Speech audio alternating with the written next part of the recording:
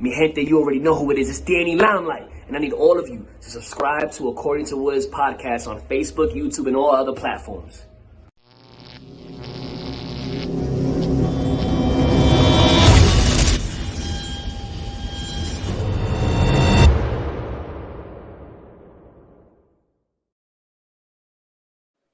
What's good, party people? This is According to Woods, and I have the honor and privilege of talking to a British wrestler. Hell yes, because I love British wrestling. So he is the one and only Anderson North. Anderson, what's going on, my man? I'm good. I've just got my first gym session out of the way since my lockdown here in the UK was lifted, so I very much expect that my body will hate me tomorrow. I'm good. I'm all good. How about yourself? Yeah, I'm good. I'm honored to have you on because there's a litany of things. You, much like me, grew up a wrestling fan as a wee young lad. And I mean, you, unlike me, basically put that into fruition and are a professional wrestler. You can say that you're a professional wrestler. That's something that I can never say. That's something that even Bad Bunny and Jake Paul can't even say. You are a pro wrestler. Dream achieved. That's why I'm dream achieved and hoping to make the most of it while I can. So I absolutely love. I've even done it once, never mind, a few times. So I gotta ask, like, at what point in your journey as a youngin did you find pro wrestling, and who was on top? Like, who is the ones that you watched when you started watching pro wrestling? Well, I'm probably showing my age a little bit here. I first recall watching professional wrestling way back in 1990. I was very young. I've got a very long memory. But it was the Undertaker was making his debut Survivor Series. Wow! Right from the jump. 1990. You caught him right from the jump. That's amazing. Yeah, I saw his debut match, and I remember because I was very young at the time. I was possibly 3 years old, so I was forming my first lasting memories at the time, and I saw this huge, scary, grim Reaper type dude, and I'm not gonna lie, he terrified me a little bit at the time. So it's the first memory I have of wrestling, and then I really when the Attitude Era came along in the 90s, and that's what I think it's funny because you're like, oh, he terrified me. Okay, here's the deal. Like, I love WWF superstars, and that was kind of my era of wrestling, like late 80s, early 90s. You know, you had Bret Hart, you had Mr. Perfect, all these enigmatic personalities. But every time, right, Vince would win, up next is The Undertaker. I would hear that, and I'd go, yeah. So I would hear that, and I knew when they would, come back from the commercial break, like that's it. So I would time it out, right? Like 1 commercial, 2 commercial, 3, they're going to come back to the Undertaker. And I would strategically go to the bathroom for 8 minutes because that was it. His matches were only about 8 minutes, and then body bag and hauled off. That was right. So I was absolutely terrified. Still, as a 36-year-old man, father, husband, I'm not entirely convinced that if all the lights go off in my house, I wouldn't hear the chime of the gong and the shrill of "Oh yes" from pallbearer. Oh yeah, a little part of me. I'm approaching 34 myself, but a little part of me, the lights go off, I'm like, obviously. Yeah. Oh man, when everybody's like, "For whom the bell tolls," I'm all like, "Yeah, not my favorite song because it just gives me Undertaker vibes." I'm like, It's so weird to see him like he did Joe Rogan's podcast, and I'm just like, and then I'm just like, I've been watching a lot over the past couple of months, and he's speaking like a real person.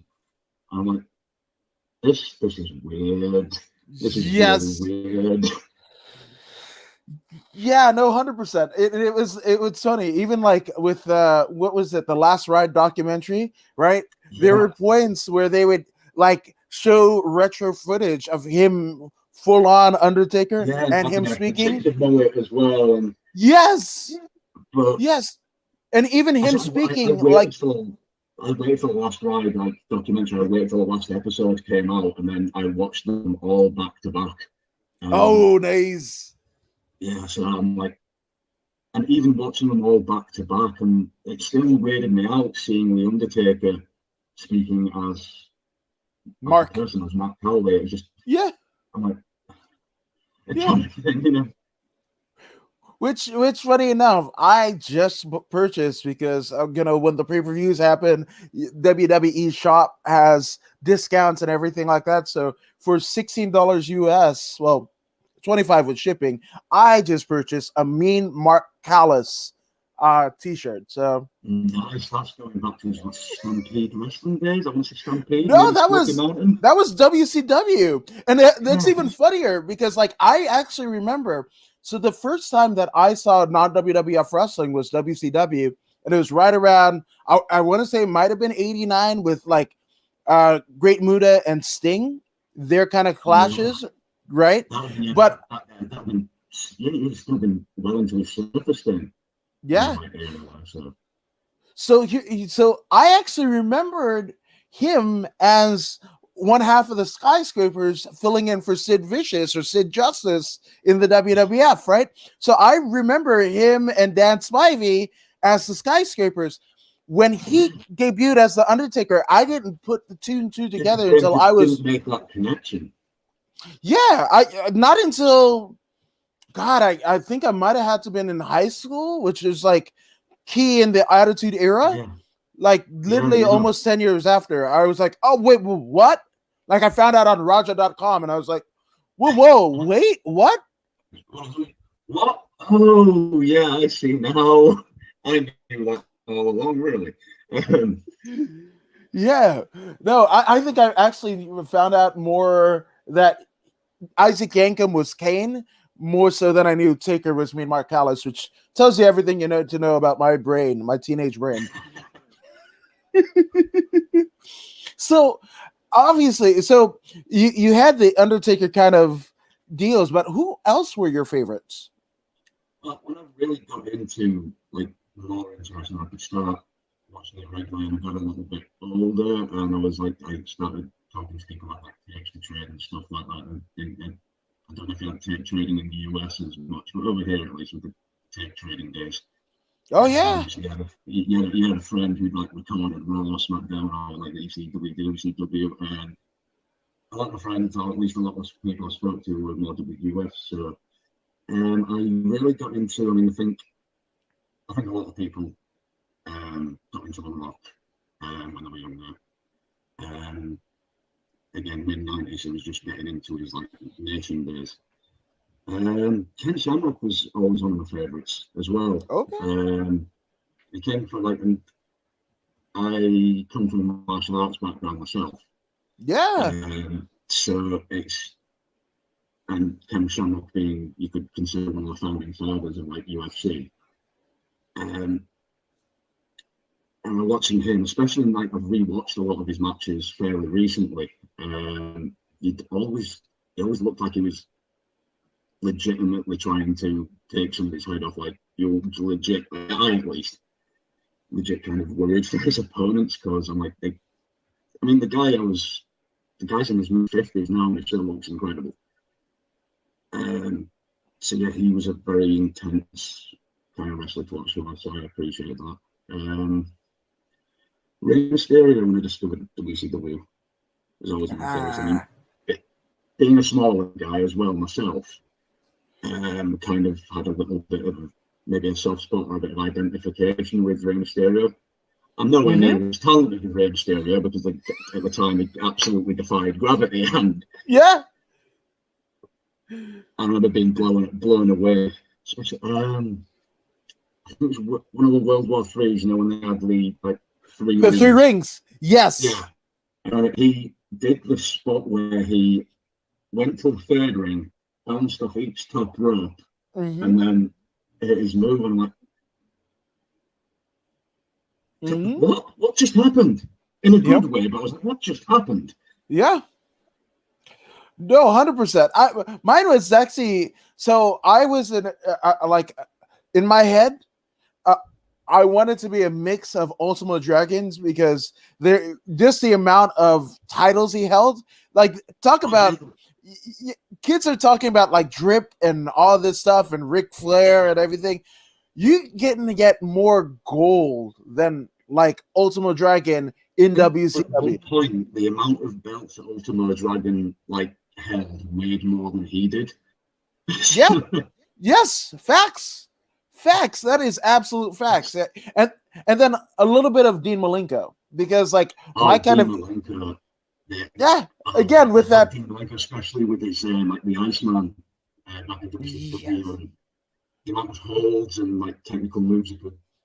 We all know the phrase out of nowhere, but it's no matter where his opponent was, he had a move for it. Yeah, it's just, I mean, that's one of the people when people are talking about Monday Night Wars and Attitude Era, they forget Dean. A lot of people go by the wayside, but how great Dean was. Dean, if he was, 80 pounds heavier and, maybe, 6 inches taller, that dude would have ruled the world, right? I think if he was in his prime now, he'd be close to the top of the card at least. Close to the top of the card at least. I mean, it's no question why he's, he had been a long-term agent in WWE and now with AEW. That's if I'm starting a wrestling company or I have an established one and I want to kind of tip my hat to the stars of tomorrow, that is the guy that I need to have in my promotion. Yeah, I think if I was to start a promotion and I needed someone to help build it up, I'd probably consider him, definitely heavily consider. Yes. So, I mean, did you kind of fancy more like that high-flying cruiserweight style of WCW, or were you more like the technical base? I love technical wrestling. I love all styles of wrestling. I think every style of wrestling has it's a place being entertaining and a good watch. I did graft towards more high-flying stuff again from being a smaller guy, and it was very entertaining, very jaw-dropping. I mean, when I started wrestling myself, I realised that I can't do that. I'm way too clumsy to do that. Same. But I'd absolutely love to be able to do some of the things that all the guys my size do. But it's just I'm way too clumsy to listen. I mean, I've wrestled a guy a couple of times called Adam Bolt. He wrestles as Adam Bolt, and hi Adam. He's one of those guys who's just. I remember seeing him in training and stuff and thinking, that's really cool. I hate your guts. He's like, I want to do this thing, and he just does it. And that's really annoying. It's great, but it's really annoying. Yeah. I was like, oh, I guess I'm being the base tonight. I'm the base for all your flippy shit. I mean, he's not just a flippy wrestler. He's not just a one-foot pony. He's just one of those people. I know a few who are like that, who are just naturally good at something. All I have to do is think about it and I can do it. I find that really infuriating. I think it's great, but I find it really infuriating that there's these people that are naturally talented, so naturally talented, much more so than I could ever be.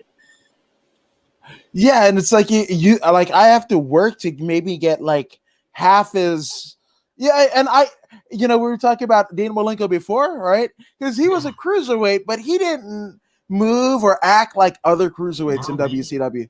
Didn't do a lot of something. You had a lot of the Latin American wrestlers and Japanese stuff, and a lot of based, like, did quite a lot of high flying, gravity defying stuff. And then there's Dean Malenko, who, despite being a cruiserweight, he was the one that if you wanted to slow the pace right down and have someone work on a body part or anything like that, Dean was your go-to guy. Yeah, 100%. So, I mean, you're going through your youth and even your 20s, and then at what point are you like, hey, I'm really going to be a professional wrestler? Like, it happened completely by accident. I mean, I always knew I wanted to be a professional wrestler. I always knew that was the dream. But when I was, especially in like my teens and like for a lot of my 20s, I just couldn't seem to find anywhere that was close enough for me to get to. And I remember quite through, like, especially in like my teen years, that British wrestling in particular hadn't really taken off as much, nowhere near as much as it has now. right? And therefore, like, training schools and whatnot were quite sparse. So never anywhere quite close enough for me to get to. But I was scrolling through Facebook one day and I saw like a local event, like wrestling event. And I went, what day is it on? Oh, right, I can make that day. And then I went on the Facebook page and I noticed that they had a like training school attached to them. And I'm like, huh. So I looked on them and turned out their training sessions on Thursdays and Saturdays, which I absolutely played into my hand because my normal life, I'm a night shift worker and my shifts are Sunday to Wednesday. So I have Thursdays and Saturdays off. So I'm like, it's happening, it's happening. Yes. So I went across to I got like past some of my like anxiety and nerves and convinced myself to hop on a bus and go to like the first training session. And a couple of training sessions and probably way more bruises than I care to admit later. That's how I got into it. Wow. If you had, I mean, just think about that, right? Like, if you hadn't been scrolling Facebook that day, if they hadn't had a show that day, if they were just a promotion and not a wrestling school, there's a bunch of outliers that happened. A lot of intangible things that could have completely screwed all that up. And yeah. like sometimes it's the stars aligned. Most people think it's hogwash or whatever, and whatever you attribute to, maybe a particular deity kind of having your best interest at heart, the universe lining up, whatever you want to attribute it to. Something happens to make things come fall into place, and I think that's what happened. I think that's what happened that day. So what was now? I want to definitely get into the training, but like when when we talk about British wrestling, and you kind of spoke about it, like in the era of your fandom, like British, this is like years after World of Sport had been taken off TV, right? So did you know about British wrestling and not just WWF and WCW? I knew of it, and I remember seeing some of it because half of my family's from Yorkshire in England, and then half of my family's Northern Irish. So like there was always like some reference to like British wrestling. They're like, I don't know if you know them over there, like people like Big Daddy, Giant Haystacks, Kendo Nagasaki, Johnny Sizzler, Johnny Saints. And so that's there was always a little bit of a background there, like I knew of them, but I wasn't as knowledgeable of them then. I mean, since then, it's looking at one of the posters I've got in the background. I've actually started buying a couple of vintage wrestling, like British wrestling posters. Some of which I've probably spent a little too much money on, but that's the beauty of going on eBay on a Friday after a couple of years. So. Well, it's funny because like Nigel McGuinness, famously, right? He was down in developmental, right? He was at Lutz Thatcher's HWA in Cincinnati, and they're like, wait, like you don't know any British wrestling? Because he was trying to do the American style. The Nigel McGuinness that came to the shores of the U.S. was completely different than the one that you kind of see his career ending up in, and especially the fact that like now he's calling NXT UK, right? And it's just like no, the previous incarnation of McGuinness was completely different. But I think that's like the beauty of the past like 15, 20 years, like especially like with the internet coming into like blowing up as it did. A lot of people, I include myself in this, saw a lot of styles of wrestling that would have previously very much struggled to see, like your British and Japanese strong style, your lucha libre, American style. So it's as much as we could probably spend hours deriding the internet, there's some very, very good things. We don't have to rely on tape trading anymore to see things that wouldn't really be privy to. No, 100%. Now, and it's fun because now you go to the show, right? You enter the school, and it's a British style. I mean, there's wrestlers. Hell, look no further than WrestleMania Night 2. Like co-main eventer in Daniel Bryan or Bryan Danielson. Bryan Danielson, he'll always be American Dragon to me, right? Yeah. Like all he'd watch, we have this affinity. If you're a real like wrestling fan of like Japan and definitely England, right? So like the match of his career, he could have hung his hat when he faced Johnny Saint in a trios in Chikara. Yeah. He was like, I'm done. It doesn't get any better. He could have happily hung his hat there, and I think anybody who watches things out of your major promotions, like the WWE's, AEW's, your NJPW's, anything, anybody who watches stuff that's out of those major promotions would have watched that and thought, if he retires now, fine. That was a great match to retire on. No, 100%. So in terms of your training, because you also came into it, it wasn't like you just kind of, obviously you loved it. You loved it almost from the jump, right? But you also kind of had a little bit of a leg up because you had martial arts experience, Theoretically, that's true. That I had a bit of an advantage. Like theoretically, that's true. But I was always trying, like for a while, I was always trying to find a balance between my martial arts background and then applying it through wrestling. Because I do try to use apply my martial arts background to my wrestling style, if you like. Yeah. But there's a couple of points where I had to really think about like the moves I was throwing. So I'm like, I'm not legitimately trying to knock this guy out here. Whereas before, I was like, that martial arts background, you would. The entire point was actually to legitimately make them tap or knock them out. So sometimes I may have kicked someone a little too hard when I didn't mean to. I actually went. I ended up doing. It was very early on into it was maybe like the fourth match, and so it was very early on. And I did end up. Everything went brilliantly, but I ended up. My kick was like a couple of millimeters too low, and I winded the guy a little bit. And I was like, I apologize for not doing it. So it was through nobody's fault. It was like, it wasn't through like being an amateur or anything. It's just one of those things that kind of happens and possibly would have not been as painful if I hadn't have had that training. Yeah, which shit happens, right? Like, I mean, have you gotten because I know you didn't catch all of night 2, but did you get to Sheamus and Riddle? Yes. I've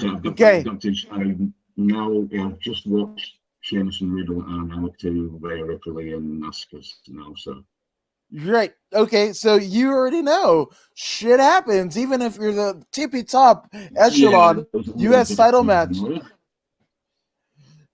Yeah, which I wanted to know, what were they thinking was going to go right? Because that was it going wrong. And Riddle Riddle, a former UFC fighter, literally in the UFC, right? and he fucking gets, like the fucking acai moonsault into a fucking bro kick.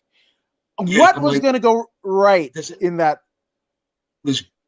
Gravity is taking its full toll on Riddle. It's like he's now submitted himself to gravity. That's that. And then there's Sheamus's, what I can only imagine being enormous feet coming straight towards like his facial and like shoulder area. I'm like, that's either going to go very wrong or very right. Yeah. Turns out it was the latter. Well, I wouldn't say it was very wrong, but I'm like, oh, that's got to that can't tickle at all. Yeah. Oh man, his lip was already getting fat, like within a couple of seconds after. And Riddle already has like this kind of like the lip thing, like he's already got that already, and then it just made it like it was like he turned into like, I don't know, like 1950s Elvis, and then he went to 1970s Elvis like that, like a like it was weird. I was missing with like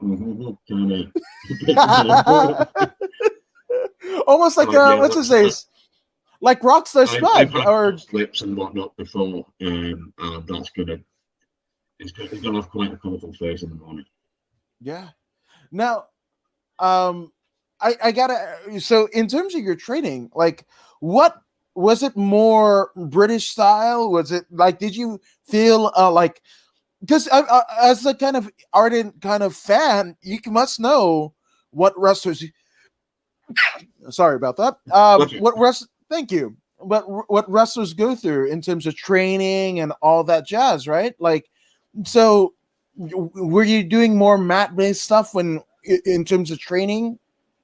A lot of like the first like early months, definitely a lot of mat-based stuff, a lot of like you did a lot of fundamental stuff and a lot of it's quite a bit of like chain wrestling in there as well. Yeah. A lot of technical stuff. Yeah. Like stuff that you could make a match out of, but it was also a great base for anything else that you wanted to incorporate. And at the time I was like one of, if not possibly the newest guy there. So a lot of people had already developed their own like in-ring style, whereas I was obviously I hadn't even found mine yet. So you already had a couple of people who'd already developed a bit of a style, whether it be like your luchador or whether it be the British strong styles. A few people who were very, very much into the British strong style. It's a style I'm a fan of myself. But now, definitely was. Well, it wasn't emphasis on like your British style of wrestling. It was because there was a point where, especially when I found out was catches. I mean, I knew whenever it would be Gorilla Monsoon and Bobby Heenan or Jim Ross or Jerry Lawler after them. Even Gordon Soley, right? Whenever they said this person is a catch as catch can wrestler or this spot is a catch as catch can, like I just like. To me, I knew that was like going to be the wrestling I liked. And then B, I just thought, up until I saw Jody Fleisch, I thought all British wrestlers, they either go to Lancashire or Wigan and train at the Snake Pit and just do that and then just come out these, literal like badasses. That was just me. I don't know. It's right. I always, if I speak to anybody who's like outside of the UK, because I like the video games as well, so sometimes I'll go like on the Xbox and somebody will like join a party and try to talk me. Okay, I'll have a chat with you while I'm gaming, and it'll be say from somewhere in the US or Canada. You're British. They'll usually they'll be the ones that go is like anywhere near London, which I'm not. I'm about 200 miles from London, and if they're a wrestling fans, in particular for like a lot of their independent stuff, we go, are you anywhere near like Manchester then? Oh. Has it been kind of hard to decipher? Like, I'm a wrestler, and like because it's funny because like even my friends that are mixed martial artists, the first time that they say, "Hey, I do MMA," and like, wait, I don't know what that is. Do you train UFC, bro? Like, so is that UFC dude kind of thing? Like, yeah, it's like, so I mean, from UFC. have you ever had that where people like, oh, okay, this guy's gonna stretch me 9 ways to Sunday, or like you might stretch him 9 ways to Sunday, and they think you're gonna, let me tell you something, brother.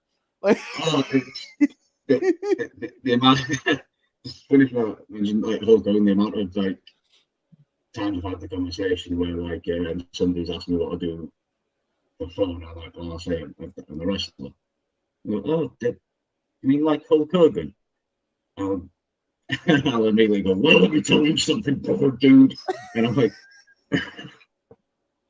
amazing, doing the Hulk Hogan impression weirds people out a little bit when they're not wrestling fans. Wow. Yeah, I mean, it's weird. That guy, man, he might be a real American for sure, like his song says. But it might also be the real American that, I don't know, stormed our Capitol building. So, yes, just. I think that's possibly the worst said about him and Titus, probably the better. Yeah. Oh man. Like Mania was about mea culpas. Like that was it. Like it was Neocopamania because like, hey, Definitely. guess what? 2006, Shawn Michaels and God. Guess what? We're Reign. That was God's comeback. Like he's like, oh, Shane and Vince went over. Cool, bro. I got you. Your little thing in Florida. I got something for you, right? then you're like, hey, Titus, you're getting the Warrior Award. Oh my God, I can't believe it. Oh, but you're also co-hosting with Hogan. Oh, damn it. Right? And then, Miz, you get a 2-week title run. I get to co-host Mania with Hogan. Yeah.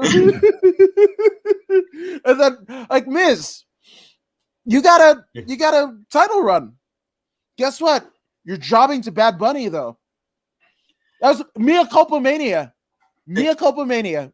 It was Neocopamania. Although I've got to say, when I saw like the Bad Bunny match, and I was actually surprisingly entertained. And that's I just don't probably not a cool thing to say, but I don't think it was anywhere near as like bad as it could be. And obviously, I'm one of those that don't like seeing a lot of celebrities in the wrestling.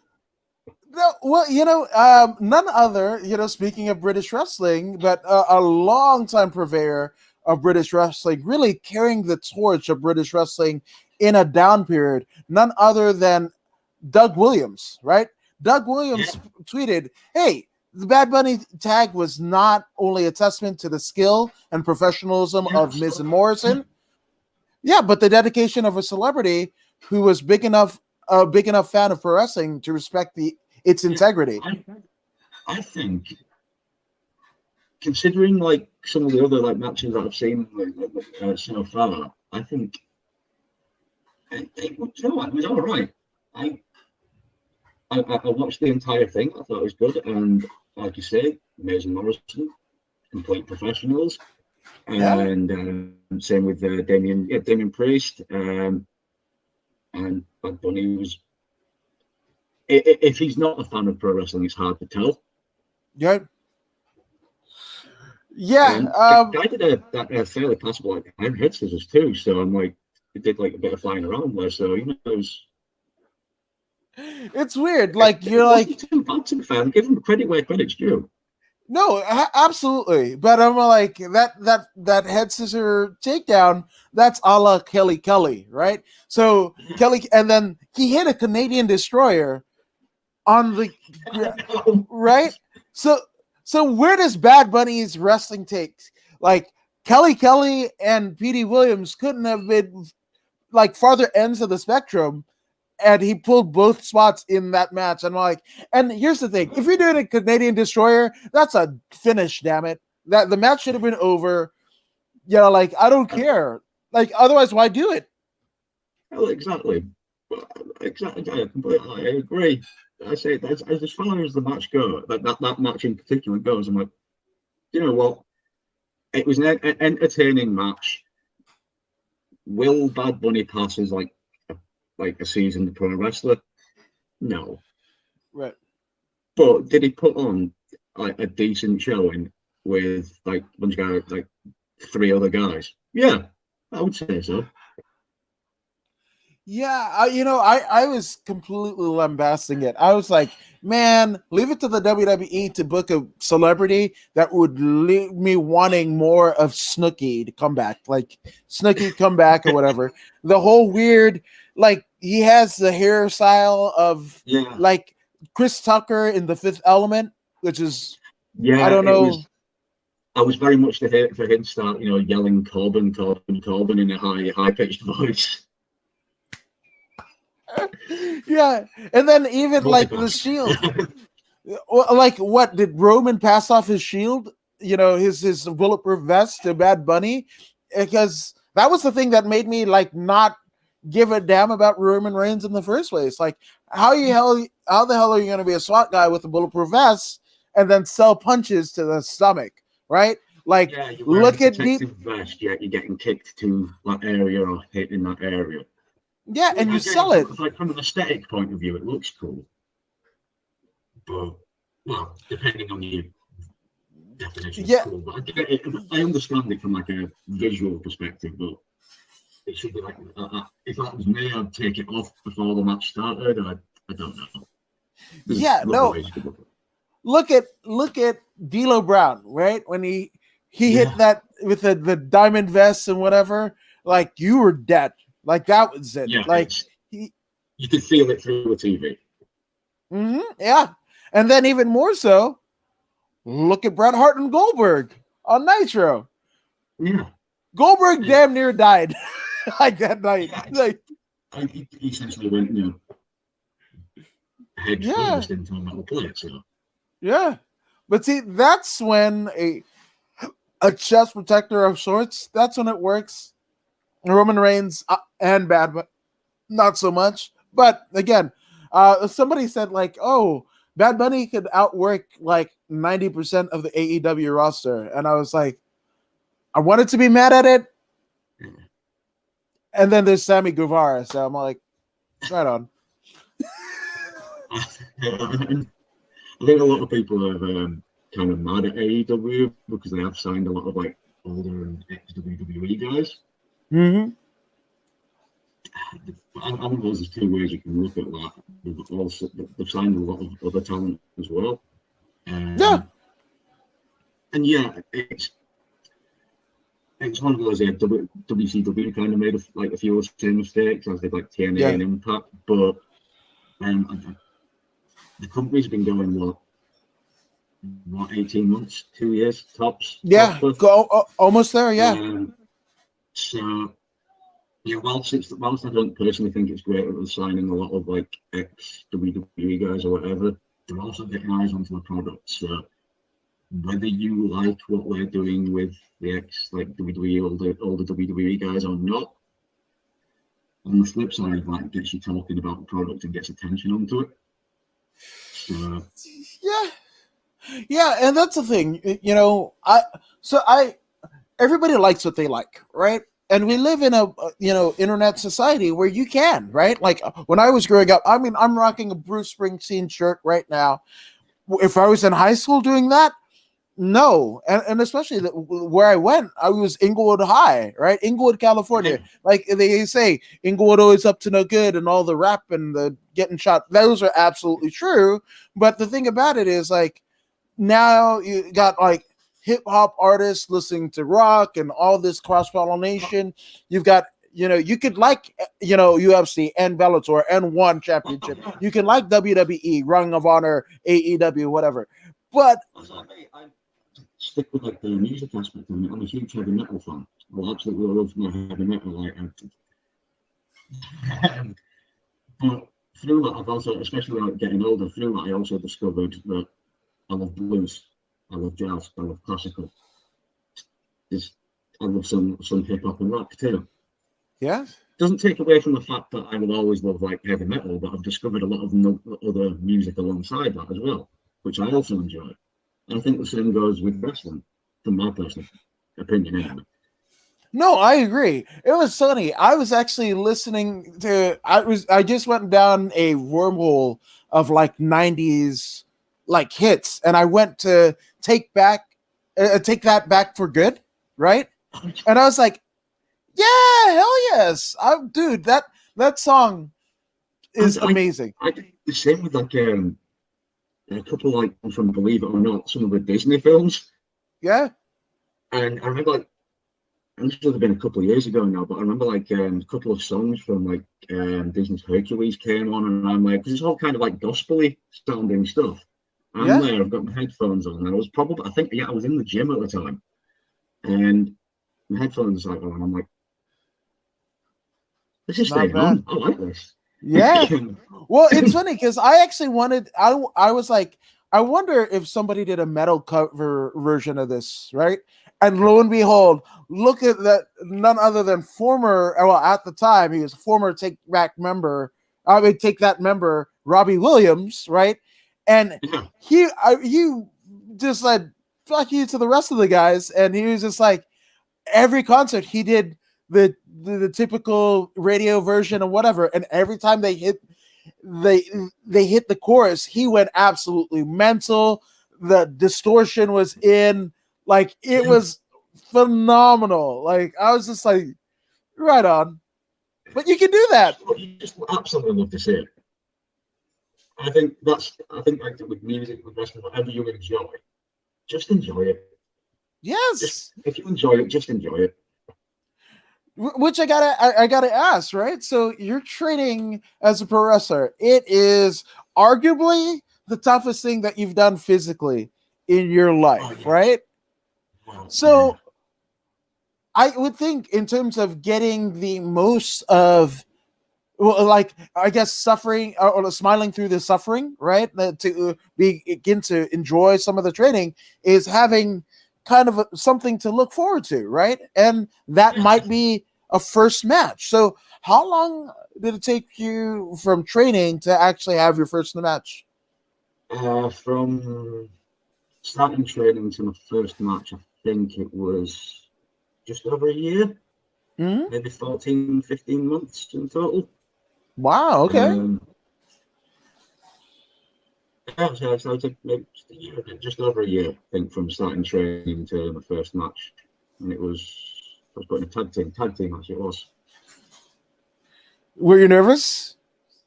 Oh, that's so nervous. I was absolutely shitting myself. Yeah. And I was like, it's okay. You've done this. You've done your training. You know what you're doing. Everyone knows what you're doing. It's fine.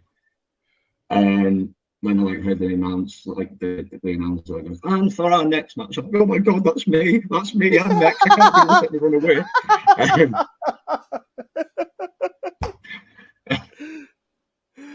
And I still get nervous. Well, that's the thing. Look no further than Sting, right? He always says, like, I still get nervous after damn near a 40-year career. And when I stop getting those butterflies, then I know I'm done. Job's over. Yeah. And it's funny. I remember being at a show, kind of backstage, and a guy was making his debut, right? Yeah. Making his debut. He literally in the toilet, and then like the toilet, and then where the curtain was like that, right? So he went, and then music hit, and he just he turned it on, and I was just like, the match is the shits, but I was just like, that is the beauty of professional wrestling, of like, absolutely, that's it, right? Absolutely. Absolutely. I'm so nervous whenever I go out, and I've got friends who play in bands as well, and they go, yeah, I'm absolutely fucking myself every time. I'm actually quite a anxious person. I've got quite anxious anyway, so I don't do well socially and whatnot. But so obviously I've got that bit of underlying nervousness. So if my usual level of anxiety is here, within like the first like, half an hour before I'm due to go out, my anxiety is like way higher. So, Right. but Right. once I get that out there and then once I come back, it's absolutely exhilarating. Very narcotic effect that once you do it, you want to do it more. That's amazing.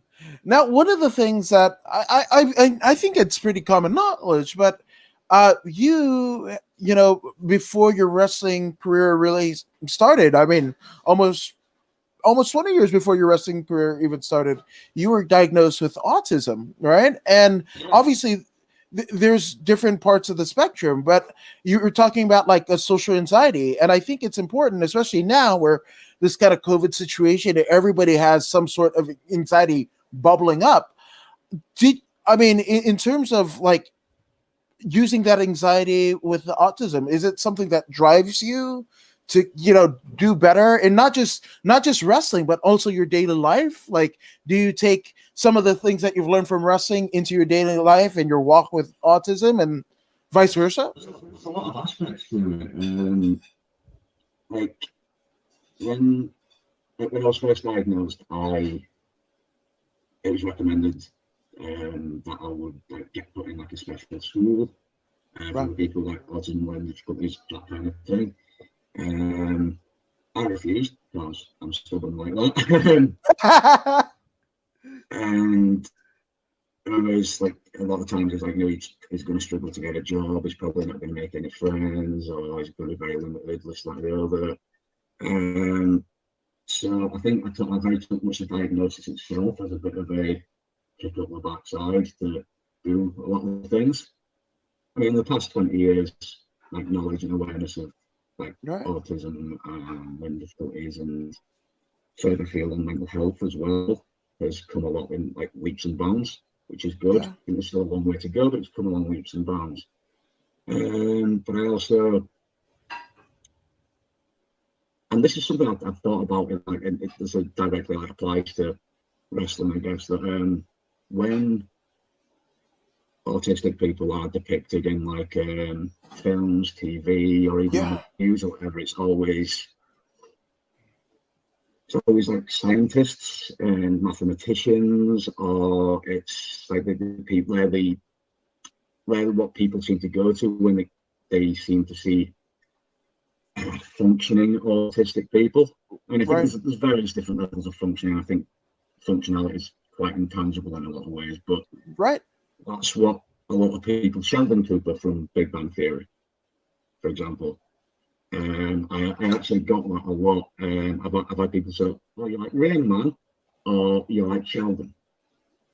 I'm like, no, Big Bang. Okay. And people either expect me to be counting cards, or you know, be a welfare like a physicist or something. But it's when you think of like high functioning, or whatever, I don't like that term, high functioning, myself. But when I seem to think of autistic people, seem to think of like scientists, mathematicians, that kind of thing, or somebody who is in need of daily care. And when I got into wrestling, I really wanted to be very open about the fact that I am autistic. Because I'm like, fair enough, I'm not going to lie and say I'm a particularly widely known wrestler. I'm still getting there. I'm still trying to get further and more widely known and take more opportunities and whatnot. But if I'm lucky enough to get more widely known, I want it still to be very aware and very open about the fact that I am autistic, and you don't necessarily need to get into maths or sciences or stuff like that. You don't need to have that expectation of you just because you're autistic that this is the box of your success, and that's where it has to be. But in terms of helping with wrestling, it's a common trait of apparently, I've been told about autistic folk is that we tend to hyper focus and obsess quite a lot. So when I think of something I maybe want to do in terms of like my moveset or character or whatever, or even when it's to do with like my look or whatever, I will try to find as many examples of that and how they're executed. And I've spent hours and hours and hours trying to do it, because that kind of autistic hyperfocus obsession part of the brain will just click on, and that's laser focus, and that's a common kind of autistic trait. Right. And a lot of people, I know other autistic people focus on something different and obsess over something different, but that's where mine went. So kind of, it can be a help in that aspect, but it'll also be a hindrance that if I need to move on to something else, my brain's like, I'm still focusing on this thing here. Yeah. No, and I love that you're so open with it. You know, a good friend and professional. She's actually the first female professional mixed martial artist that has autism.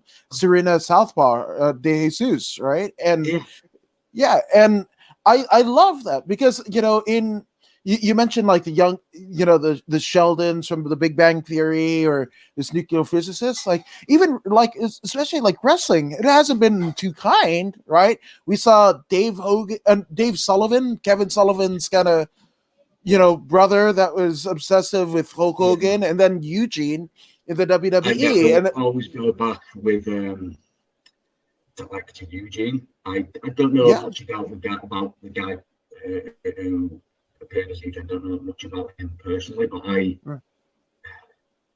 personally, I thought that entire character, that arc, that story, I thought it was rather in bad taste myself. Yeah. I think that you see a lot of like depictions of like other groups of people or other minorities within wrestling, and they're in bad taste, and something's being done to address that, and I absolutely think it should be addressed and turned around. So I think with like the autism thing, I definitely wanted to stay as far away as being portrayed like a Eugene as possible. Not any, it's like not through any disrespect to somebody who is maybe who struggles more with a learning disability or autism or anything, because they absolutely do struggle. But I think I personally just want to stay away from that kind of stereotypical kind of projection. Yo, 100%. And that's and I often see it like with female sports, right? Or like the Sasha Banks, Bianca Belair match, right? To me, I want to say like these two professional wrestlers, right? These two professional wrestlers that just happen to be of African American descent and just happen to be women, right? Like the fact, when I look at you, I'm all like, you know what? He could be an Anderson. Anderson North, but you could be an Anderson, spine bustering and everything, and that is the depiction. And you just happen to have autism, doing all the awesome shit.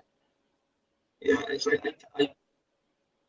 I often say that like my autism, it is a defining feature of who I am. It is because it affects like every aspect of my personality and my brain functioning, but it's not like the primary. It's a defining aspect, but it's not the primary aspect. But with that being said, as I said, I do want to be very open about it, and if I'm lucky enough that somebody comes across me, or somebody finds me, or somebody watches me wrestle, or even else somebody's watching this, for example, and they have like an autistic friend, child, relative, and they think, oh, that's an autistic guy as a wrestler, maybe I can do my thing too. What I'm really going to do with my life.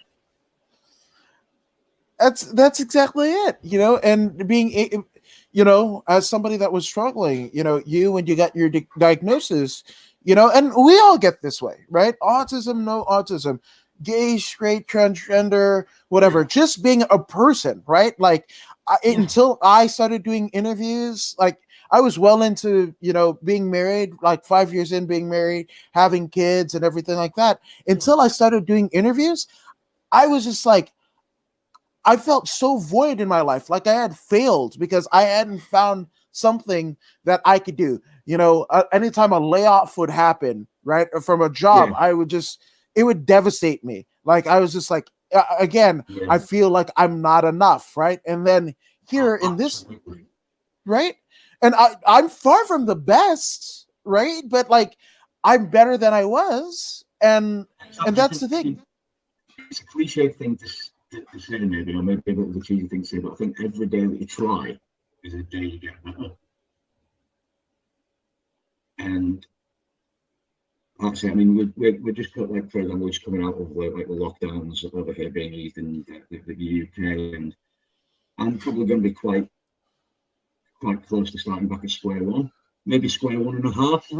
Exactly. And but you know what? That's for a little while, like during the last year, that really affected me. And over the past year, for example, I've really struggled over the past year because a lot of my routines, a lot of my coping mechanisms I've not been able to do. Right. But I had a word with myself, and like, you know what, starting from square one and a half is not so bad, because it just means I get to build myself back up again, and that's not necessarily a bad thing.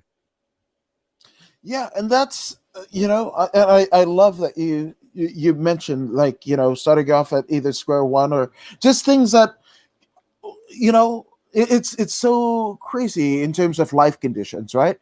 Most people, pre-March of last year, March of 2020, where they were like just barely hanging on because they were in a relationship, because they had a title, a fancy car, or a role, all of these things, right? And all of that literally got stripped away, right? And that's right. So the one thing that I have, like, kind of solace to know is, like, Anderson, brother, you're not alone. And again, because you have all of these things and maybe better coping mechanisms than you did when you were 14, when you were diagnosed, you might actually be where we're all starting at square one. You might be at 1.5, 1 3/4. Yeah, there's a lot of people in the same boat. I'm not the only one who's in this position. Yeah. So all being well, you get to go back to doing what I love, and that's wrestling soon. So what are some of the things that you're kind of looking forward to, once it's safe to do so in the wrestling business? Well, I think, like, my first goal in going back into wrestling, so I went to the gym today, and like, there's a lot of people in the last year who've got into the best shape of their life. Yeah, I'm not one of those people. Because I say I've not coped very well over the past year, so I'm absolutely not one of those people who's got into the best shape of their life. But once things are, in terms of like actively wrestling, what I'm looking to when it's safe to do so, is I want to wrestle again. I want to go through that curtain. I want to put on a show. I want to put on the best match that I can, and then from there, I'd like to wrestle further afield. Whether that's like across the UK, I think internationally would be brilliant. Would absolutely be brilliant. Basically, I just want to kick it up again. I want to get us wrestle as much as possible, as well as possible, as far afield as possible. I am in my 30s. I'm quickly approaching 34. So most people are either in the peak of their wrestling career or wrapping up their wrestling career at my age. So I want to absolutely make the most of it while I can. That's exactly what everyone should strive to do, is, to be a little bit better than, what you were before. I love it. The fact that, how self-aware in a good aspect you are, right? Of, the abilities where you can improve on all of that jazz. I think self-awareness is key, especially in like an industry such as wrestling, because you are going out and you're putting on a show not wearing a lot of clothes, let's be honest. Right. So I think a little self-awareness, maybe with a spoonful of self-irony as well, is always a good thing. Yeah. Now, I gotta ask, in terms of obviously we were talking about Undertaker and other people that you watch. Do you have like a top 10? I do and I don't. I always go off like by what I've most recently watched or what's in my head at the time. The top 10, I do have a top 10, but it's very fluid. It'll probably change every time you ask me. Okay. So It's- what would it be like now? I think the Undertaker would have to be in there, because he's what is like the first wrestler I remember seeing, and really great character, great wrestler, and I think he's left a massive impact. Rey Mysterio, he would be in there.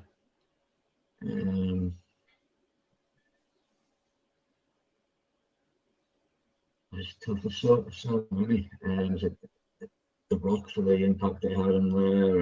Of course, there's a wrestler from, I think he's from like the 20s. He wrestled in like as Gorgeous George. Yeah. He used to walk around the ring and sort of spray perfume around and was very flamboyant and stuff like that. And so I think he would probably be in there just again for being very flamboyant, and certainly more flamboyant than anyone was of that era.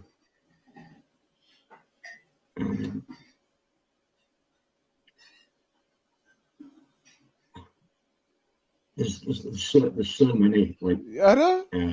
famous wrestlers that could put in there in the top 10. Well, let's put it this way: is there any particular worker who, because now you are a professional wrestler, that you kind of look back and you see the brilliance in, that you might have not had the appreciation or affinity for when you were watching as a fan?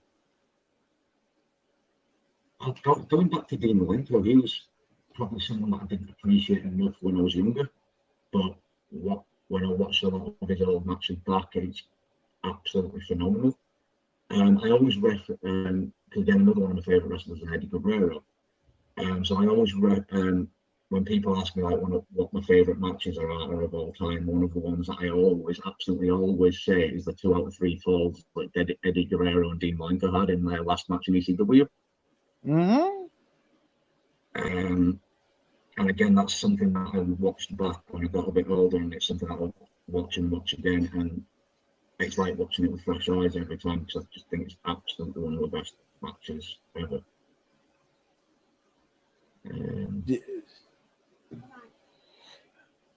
There's so many. Diamond Dallas Page, I kind of like, because he was older as well when he got into wrestling, and how much he did in such a short space of time, I think deserves a lot of respect, a lot of admiration from him. So yeah, DDP. Yes. He didn't start training until he was 37. It's crazy. There you go. Yeah, like him and Dan. So DDP in wrestling, right? And then Dan Severn in the UFC. Dan Severn was 37, 38 the first time that he stepped into the octagon. Like, it's crazy. And had Hall of Fame, both of them having Hall of Fame careers. I think a lot of us, I can include myself in this, a lot of people kind of forget sometimes like wrestlers age too. So like not every one of them is like 16 years old starting off and then being at the height of the career in the mid-20s. Right. Yeah, no, 100%. 100%. Now, if you were to have a dream match, any era, right? Any era, any arena, any opponent, living or present, what does that look like to Anderson North?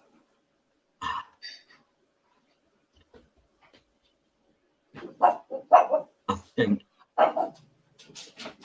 asking me now, I would say probably towards the weight and a half of the people the attitude era. So we're talking maybe 97, 98. I would absolutely go Madison Square Garden. Madison Square Garden, I think that's such an iconic arena for so many different like events and sports. Jim opponent and half made about it. Absolutely. I think whatever kind of match you wanted to put on, you could do it with Eddie Guerrero. So Yeah. That's facts. Oh, I love that. I love that. Oh, yeah. No, and that's the thing about it.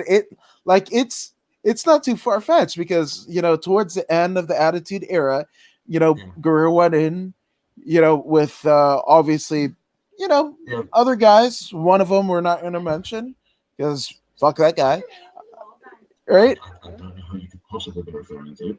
Exactly. But Perry Saturn, Dean Malenko were there for sure. But no, and I love that because to put you there, it's not too far fetched. It's not far fetched at all. Yeah, absolutely. As well, it's just one of the things that, okay, for obvious reasons, couldn't happen today, but it's not an unbelievable thing. Yeah, I like it. Now, obviously, Anderson, there's been a lot of people, both professionally and personally, that have helped you get to where you are now, right? And where you are now is pretty damn cool, considering all of the diagnosis that, happened to you. I think it's pretty damn cool where you are, Now, there had, oh no, for real, that's it. You're my hero. Seriously, dude. You're doing it. No, man. I that's not hyperbole at all. But obviously, there have been people that have motivated and contributed to your success. So let's get some shout outs out of the way. Well, one person I'll be referred to is a guy called Connor. He wrestles as Mad Doherty. He's currently in China at the moment. But he started wrestling I started training at a similar time to me. He's one of those took to it naturally charismatic, and he helped me a lot, especially in the training sessions. A very big help to me. He's actually currently the AWF European champion, so he's absolutely killing it. Guy called, I mentioned him earlier, I think, a guy called Adam Bolt.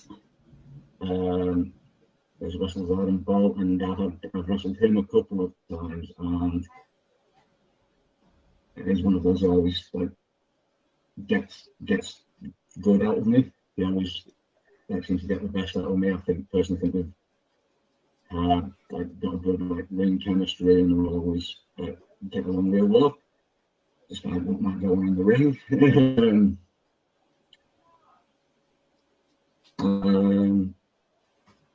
Somebody you actually had on your podcast recently, Ivy's always been good to me. Ivy, she's had a couple of we've talked about stuff, and just talking to her because I personally think she's got a good brain for it. She's put things in perspective without knowing it for me. A few people I'd like to,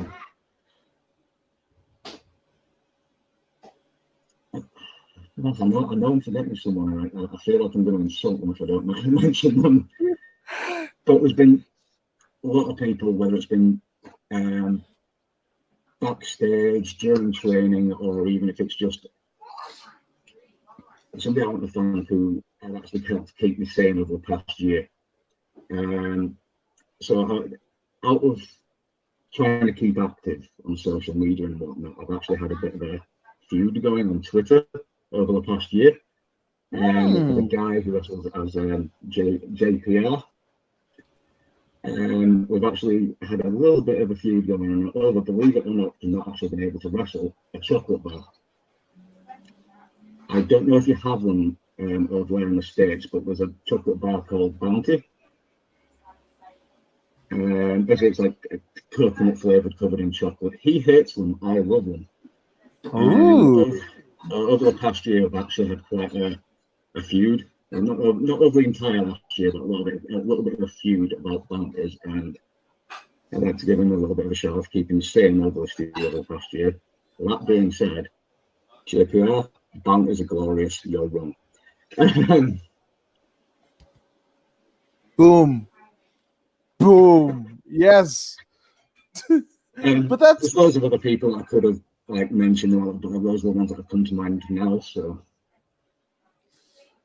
Well, I think you're a shining example of, again, that ideology of it takes a village to raise somebody up the right way, and it literally exudes out of you, my man. Like the time and effort that and love and caring consideration that you've gotten over the course of your life, that you are essentially going to give back in your own way via professional wrestling to anybody that might be like you. You might be, a member of somebody else's village. Absolutely, any way I can give back, whether that's like to a larger community at home or to people that have helped me out in like either a little way or a major way. It's all helped out, all contributed to who I am, not just as like somebody who's in wrestling or into wrestling, but who I am as a person as well. So I love it. So without any further ado, for anybody that wants to get fully entrapped in the community that is Anderson North, where can they find you on social media? I'm searchable on Instagram as Anderson North _graps.